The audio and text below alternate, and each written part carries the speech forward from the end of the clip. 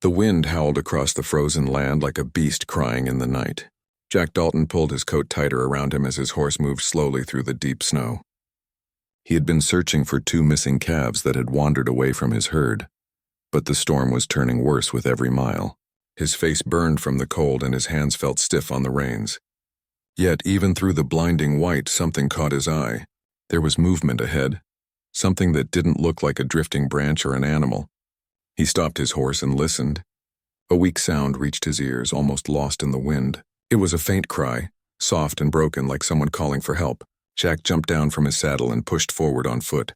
The snow came up to his knees, but he forced his way through until he saw 2 shapes lying near a cluster of pine trees. For a moment he thought they were gone, but when he brushed away the snow he saw the faces of 2 young women. Dark hair frozen to their cheeks, their lips pale, their hands locked together. He quickly knelt beside them, checking for life. The older one was barely breathing, the younger completely still. "Hold on," he whispered, his voice rough from the cold. "You're not dying out here, not today." He wrapped them both in his thick coat, lifted the younger first into his arms, then helped the older one onto his horse. It was hard work and the wind fought him the whole way, but Jack didn't stop. He guided his horse through the storm, heading back toward his small cabin by the ridge. The ride was long and painful. The snow made it hard to see and the weight on the horse slowed them, but Jack's will was stronger than the weather. When he finally reached his cabin, the sky had turned dark, and his beard was covered with ice.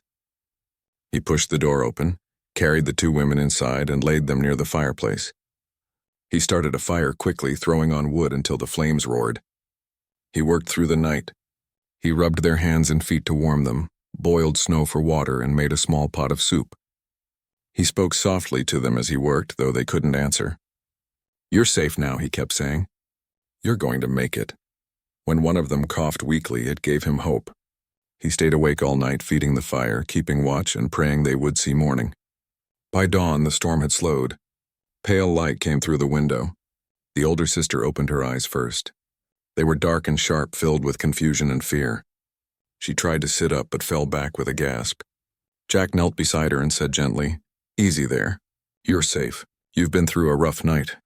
She stared at him, trying to understand. Her lips moved slowly as she whispered, "Why? Help us." Her accent was thick, her English broken, but her meaning was clear.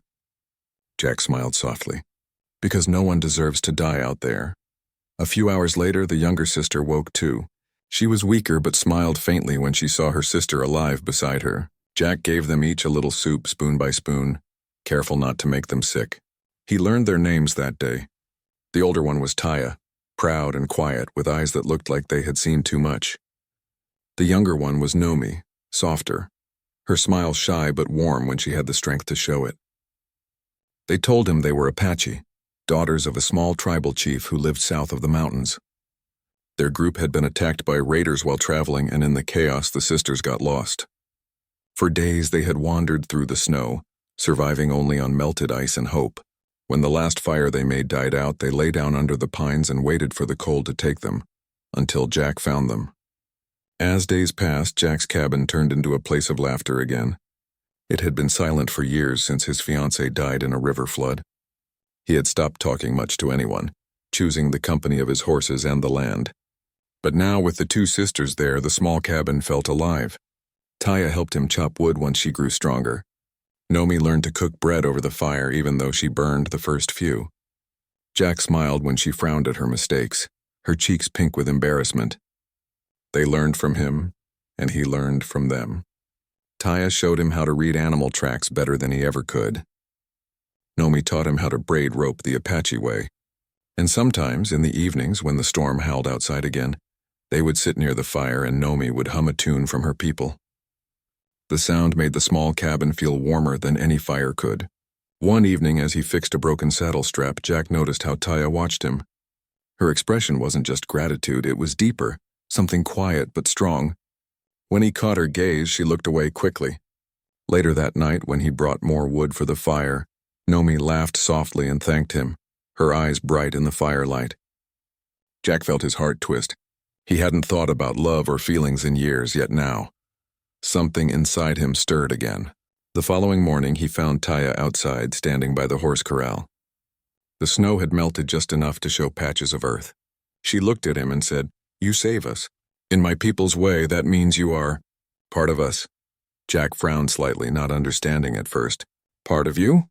She nodded, serious and calm. "Our lives belong with yours now." He didn't know how to answer. "I didn't save you for a debt," he said quietly. "I just did what was right."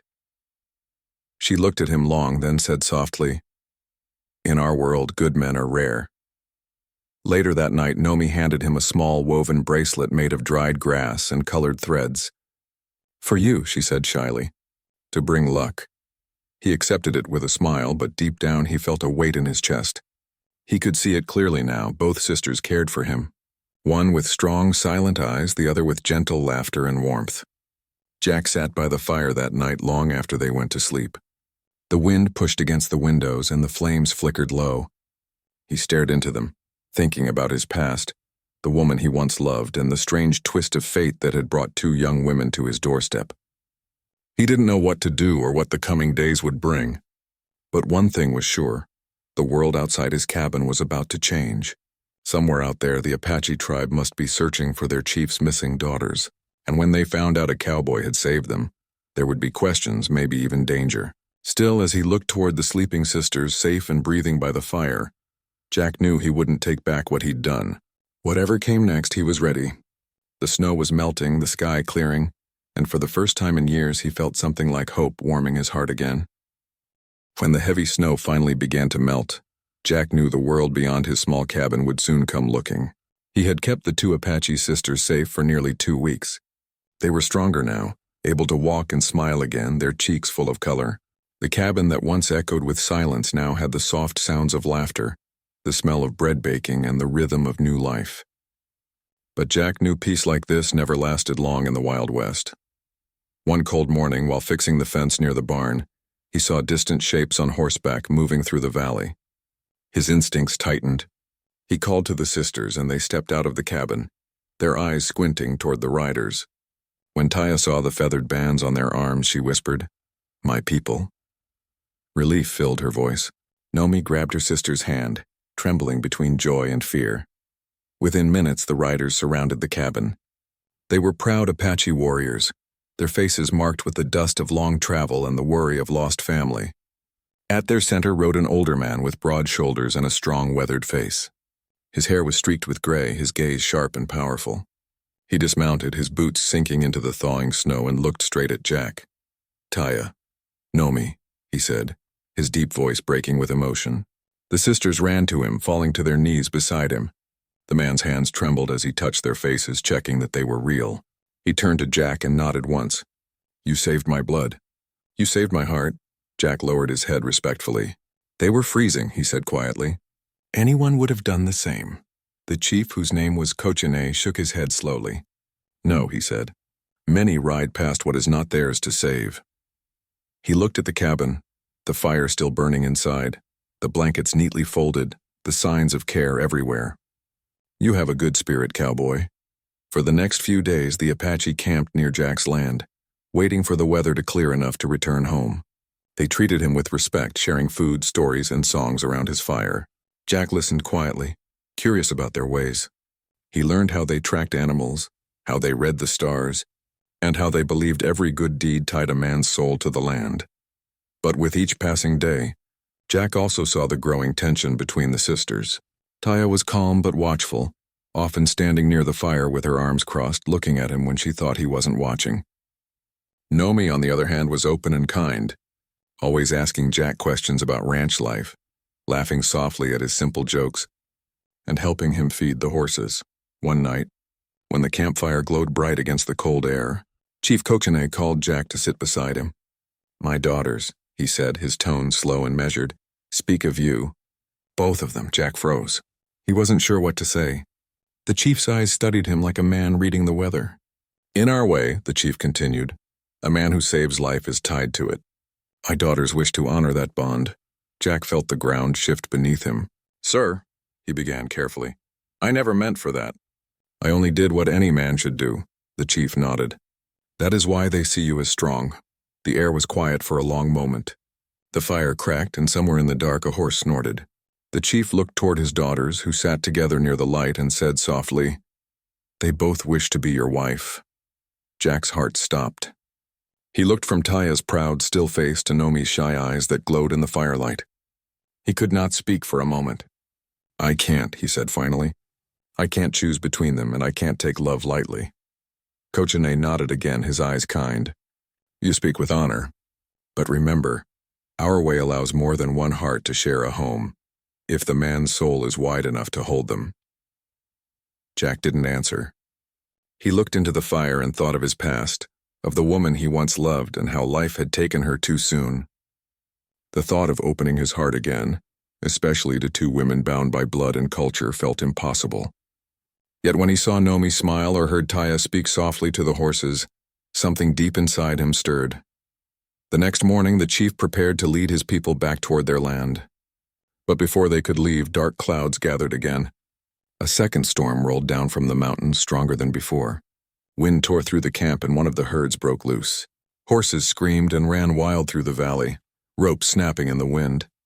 Without thinking, Jack jumped on his horse and rode after them. Snow and dust swirled around him as he pushed through the chaos. The ground was slick, and one wrong move could mean death.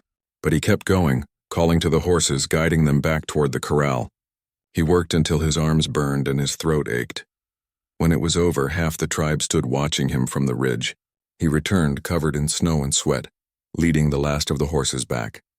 Chief Kochane walked up to him, placed a hand on his shoulder, and said, "You have proven more than courage. You have proven heart." That night, the chief spoke again before the fire. "The land accepts you, Jack Dalton," he said.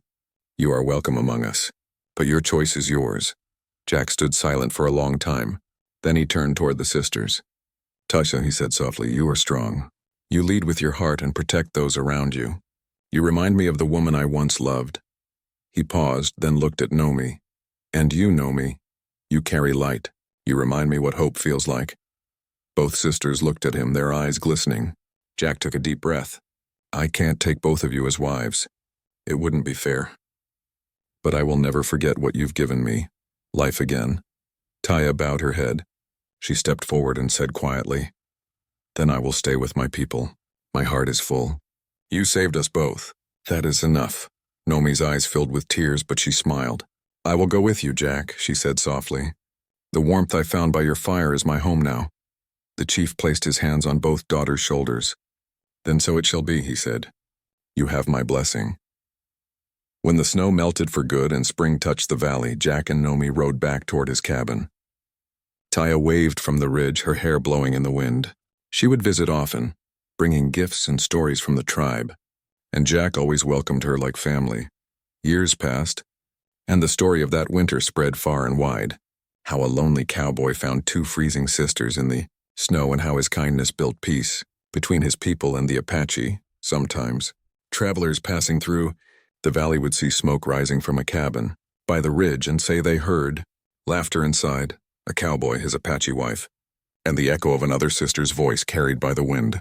And when storms came again, Jack would look out at the falling snow and remember the night he chose life over loneliness, and how that one act of mercy had changed everything forever.